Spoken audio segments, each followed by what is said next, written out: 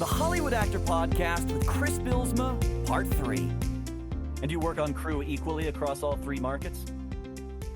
No, I kind of made myself a promise that when I moved to New Mexico, because part of the reason, if you remember, was I knew my acting skills had atrophied. I made myself a promise that I would stop doing crew work, and that was difficult, especially knowing that there's a real paycheck in that in New Mexico. And Yeah. I know a lot of actors who work crew when they're not on set as cast, and that works very well for them, and I love that. Gives them a lot of flexibility. But for me personally, I just knew when I moved there, I need to spend my extra time honing my skills as an actor again and making sure that I'm pushing myself forward and not just like letting inertia kind of set in. And I run my own reel editing business for actors on the side because I used to be an editor before I even got into this business, more just standard video editing. And so I've always had that skill set, and I've developed that over the years and really started to focus on actor reels about 7 years ago. Okay. And so I told myself that that will be my, side job that, when things are really slow acting wise, that will kind of be enough, even if it's just enough, that will help me make ends meet, but it will still enable me to keep my schedule as my own, to where I won't be on a crew making really good money, but having my schedule spoken for the next 30 days and then have some big acting opportunity come up, and not be able to do it. Yeah. So that's something that I have done and continue to do on the side.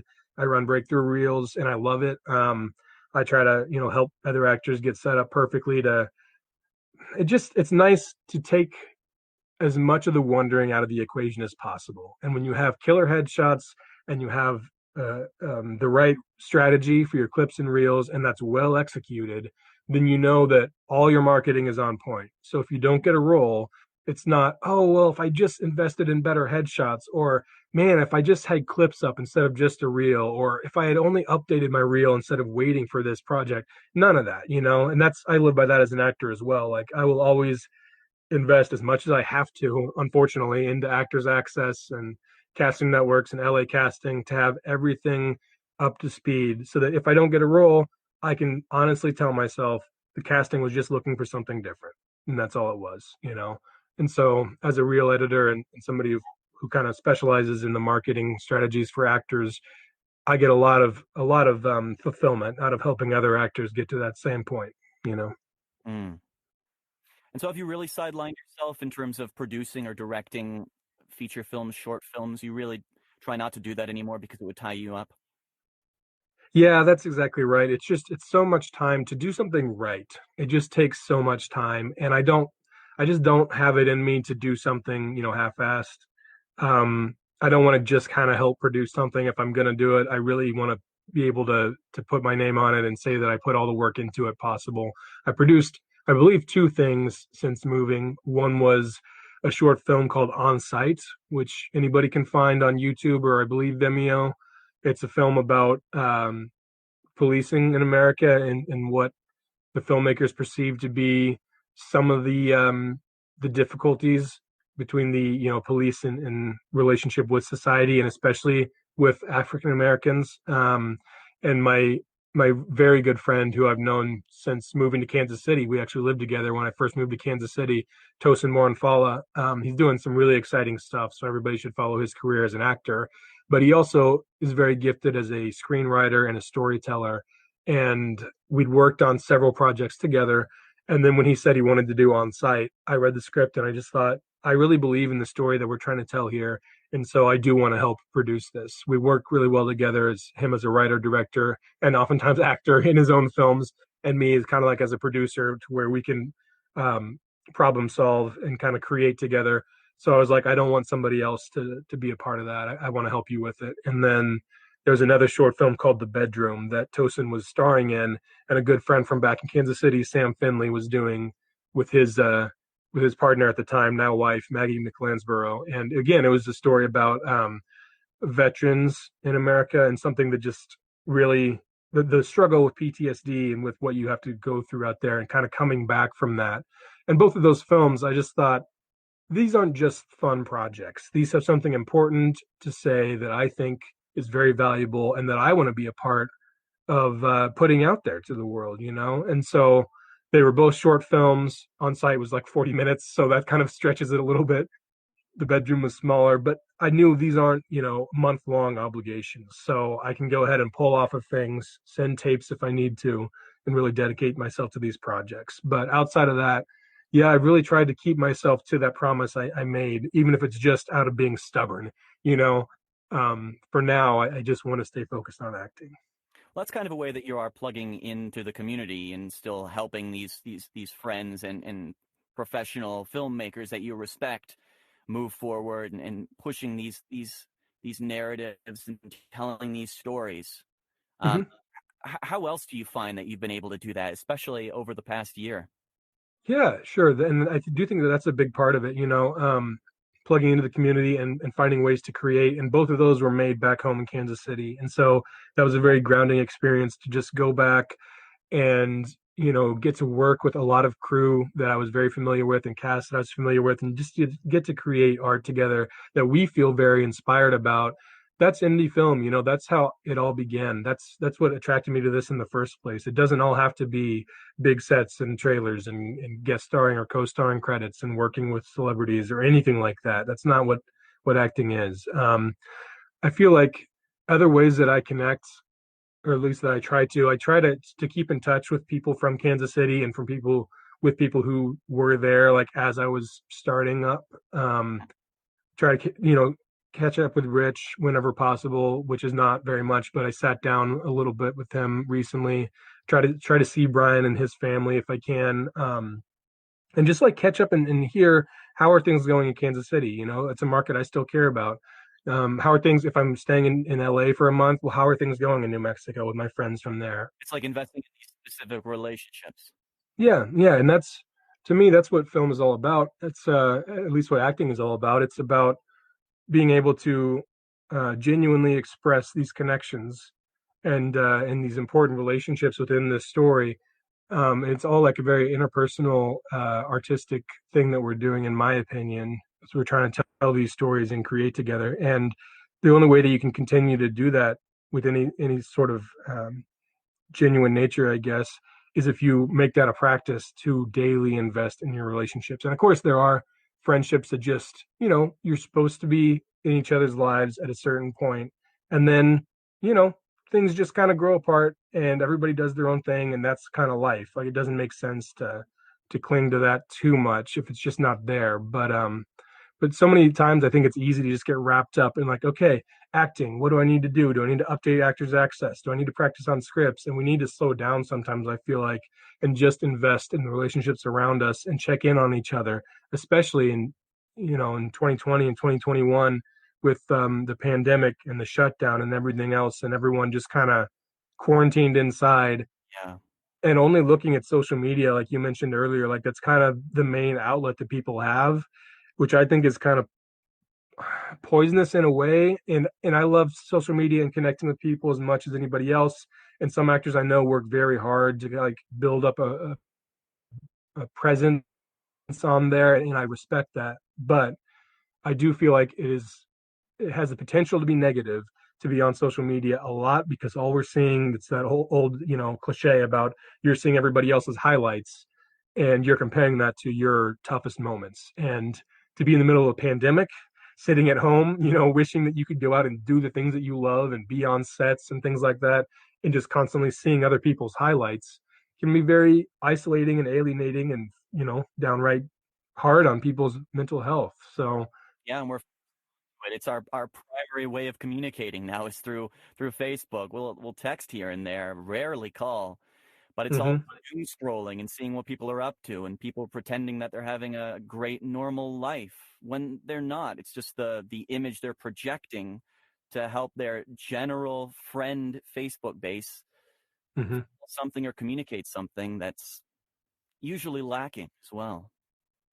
Right. And I may be off base with this, so I'm certainly open to being corrected. But my opinion is that, of course, we know that people, of course, they take lifestyle, they do lifestyle shoots, where you'll go out and get some really awesome shots in wardrobe that makes you feel great, in awesome like scenic settings, and there's nothing wrong with that. That's amazing. It's something that is valuable to that person, and it kind of um, is also valuable for their social media brand if they have one or are trying to build one. But it's just a fact that on some days where we're feeling very down and we feel like we need a little bit of validation or connection or whatever it might be, we may go on social media and post something that is kind of looking for that. And so it just struck me that ironically, you can't tell me that there's never been one day where somebody has posted this amazing shot of them like out in the sun with palm trees in the background, looking amazing, feeling amazing, and just posted it with some sort of a life is great caption when the reality is that they might be feeling at their very lowest. And yet everybody else sees this picture that they lifted from a shoot that happened a month ago, maybe, and just thinks, wow, my day is going terribly. And hopefully they're still happy for that person who they think is having a great day in front of the palm trees.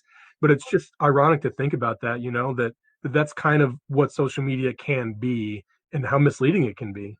Yeah, no, I know exactly what you're talking about because it's taking away the idea that Facebook is a way to converse and connect, and it's more of marketing. It's more of um I'm trying to feel this way, so I'm going to do this. I'm going to try to make you feel this way, so I'm going to do this. Mm. And I don't think that's what a conversation is. Maybe Facebook isn't like maybe the social media, maybe the media bit of social media is more of the actual fact. It's not Facebook is more of like an outlet that's where things are curated and we forget that it's like that and Mm. that we should actually just call and text people to converse with them and people should get better about and myself included should get better about actually investing in those intimate specific relationships by calling somebody, texting somebody, than even trying to use Facebook to open up in any type of emotional or empathetic way. Yeah, that's very interesting. And man, yeah, I this my personal preference on how to use social media. And again, I'm not talking down on anybody else's. I know that there are some people who they have Instagram down to a science, and if they want to build followers, all they know that they will post these kind of pictures or hashtag this or repost from such and such account, and because of that, they have 110,000 followers. And guess what? If the role is down to me and them, they're probably going to get the role then because the show knows, well, I have 110,000 people that they can put out the notice to that they're going to be in my show. So in that case, I can see the business value of it. But for me personally, I feel like there's enough of that going on. And I kind of want to use my social media platforms as a means of just connecting with people and meeting them where they are and sharing where I am too. And sometimes that means just sharing, not in any sort of a, hey, please everybody make me feel better way, but just sharing, hey, man, this has been rough and things are feeling rough right now. And maybe this is a little kernel that I'm looking to get some positivity out of it. And if this is helpful to you right now because you feel the same way, then that's beneficial for me to post. I think I don't talk much about it at all, but I have dealt with chronic pain for almost half my life now, which is pretty crazy to think about. And I specifically don't talk about it a lot because I don't want that to be the conversation every time that I meet with people, or this or that. And I can still function on set. I can do a few of my own stunts if need be. So I don't want people to think, oh, well, he can't do this role then. But I'm connected with a lot of people who I know for a fact deal with something similar on social media. And I can't even imagine how many people do. And I have no idea that they do. And so every once in a while, I'll put out something about like, man, this was a difficult day because of this reason, or say something along the lines of, I was running low on spoons today and introduce what spoon theory is so that if people don't know what that is, it's a little bit simplistic, but it's an easy thing to research. It takes you 10 minutes and then you can get in the head of somebody who suffers with chronic pain. So I'll put it out there a little bit just to let people know, hey, if you're feeling like you're really battling something today, you're not the only one. And for people who maybe aren't battling the same thing, if they want to do some research and kind of learn a little bit about it and maybe see how they can better be there for their friends or family who do deal with it, even better. But those are the kind of the ways that I sort of want to use my social media. And I know that sometimes people might find it to be a little personal just because they don't use theirs that way. I'm okay with that. I do think you made a really good point though, where, hey, this is something that I need to I need to go back and check myself on frequently. You said something along the lines of we need to make sure we're not just doing that on Facebook, but that we're also doing that, over calls and over text and everything else. And that's a Yeah, really good check for me because I do it on Facebook and I'm comfortable with that. But there have been times for sure where I've looked at a relationship with a close friend and still just thought to myself, man, I put this out here on Facebook and I'm very open and will share this and be there for my friends who share that they're going through something similar on Facebook. And yet I've never talked about that specifically with this friend of mine who I know that could be a really valuable in-person conversation. yeah, And that's just something that I hope that I continue to get better at that because we shouldn't just be, it's easier to be vulnerable when you're not there face to face with somebody else, I think. And that's what social media gives us is that outlet to where you can be vulnerable and say things you might not otherwise. But it's just so important to have those conversations with each other too, face to face, over the phone, whatever it might be, because you never know what someone else is going through. And sometimes some really deep stuff comes out that way because not everyone is comfortable sharing that way on social media. So if exactly. we won't, you'll never get that connection. I think that's obviously very brave, very courageous to bring that to social media, even if it isn't the correct, or what does that mean? Forum uh, of communicating. Um, Hmm. I think it still obviously does serve, if not every single Facebook friend, there are those people that they didn't hear that from you before, or they do take some warmth, some inspiration Hmm. from. They are able to even practice empathy, which I know is an extreme value of yours. That you you you you look at filmmaking as a way to practice empathy, as a very empathetic, self-described empathetic person yourself. I am also that way. I think uh, Hmm. there's a quote when I was at university. I forget whether I read it or it was in a video, um, about how the theater is the last place where we can practice empathy, Hmm. and it's kind of like that non-politicized. Um, it's that space, that last little space where we can look at somebody and try to bring them into us and Hmm. try to communicate what that experience was that we just had of taking in and then giving away. And Hmm. I love that we can do that in indie film. I hope to be able to do that in mainstream television and film as well, as and I'm sure you do as well, as our roles and opportunities loom larger for us. But that's Yeah. definitely where I continue to return. I like this podcast as a way of opening up, of actually talking to people and having a record of shared experiences, an anthology of people from all walks of life that they didn't know if they wanted to be an actor at 2, or maybe they did. They had a bizarre experience that led them to acting, or maybe they were born into it. There's Hmm. and you can empathize with every single story, because every single story is a person, that we didn't know before. And that's something that social media doesn't give me. It might give other people. And I'm Hmm. glad for social media if it does give other people that opportunity. But for me, that hasn't been the case. And so going through, the pandemic and trying to come out of it and look into the future of the year that's now upon us, it's really exciting to be able to have this conversation with you, Chris, and to be Hmm. able to learn very personal aspects of your life and how you attribute it to your career as you continue to make it for yourself amongst your communities all over the country. Hmm. Thank you, man. Yeah, I think it's really important what you do, and I love what you said there.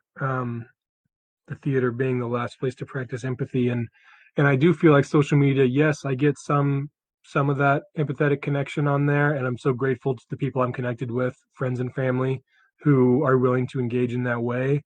Um, but a lot of social media is, I mean, people will say that it's cancel culture. I fully realize that cancel culture is also a very important thing because it's a great way of immediately getting the word out there that hey, so and so is someone who is dangerous, a Harvey Weinstein. Like there's no reason to continue to let people be endangered by this vile person.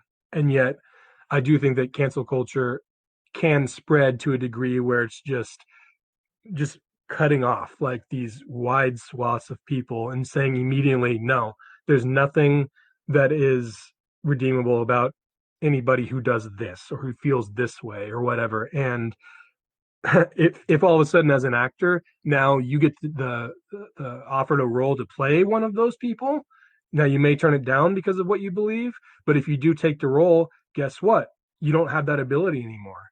You can't just cut them off and say that there's nothing valuable there, because you have to dig in there and find who they are as a human being and acknowledge that even the most vile of people are that way because of a reason, and maybe it's because of a past trauma, whatever it might be. Like, it doesn't make what they do any less reprehensible, but it does force us to engage with every single person on a human level and find those connections, and that does sharpen our empathy, and it does change the way we look at the world. I've always been very empathetic, and when I was younger, I used to think that that was a curse because things affected me extremely emotionally to a degree that I really didn't want them to. And once I got into acting, I realized this is why I'm the way that I am, because it took something that I thought was a curse and showed me what a blessing it is and how valuable it is in this passion of mine. But I still need to sharpen that, and it still has made me a better person, because now it's more involved in a daily basis. It's more ingrained in the way that I look at the world, not just who I am, but I try to apply this now to everybody, no matter whether there's a connection on the surface that I can see immediately or not. But I attribute it all to the way that I am, but also acting for helping to bring that out of me. Thanks for listening to the Hollywood Actor Podcast. If you enjoy this content, don't forget to subscribe, rate, review, and share.